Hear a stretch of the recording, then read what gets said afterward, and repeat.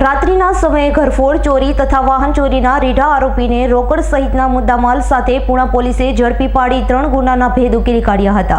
સુરતમાં વધી રહેલી ચોરીની ઘટનાઓ વચ્ચે પુણા પોલીસે રીઢા ચોરોને ઝડપી પાડવા મેદાને છે।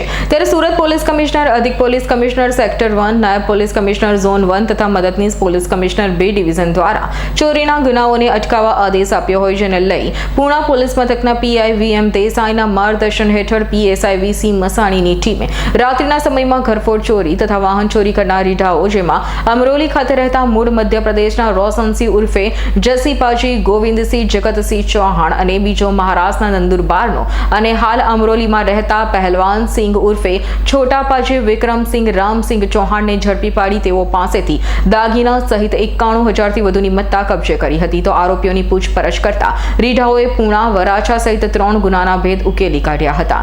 Bureau report S9 news, Surat. અમારી તમામ માહિતીથી અપડેટ રહેવા માટે જોડાયેલા રહો S9 ન્યૂઝ સાથે।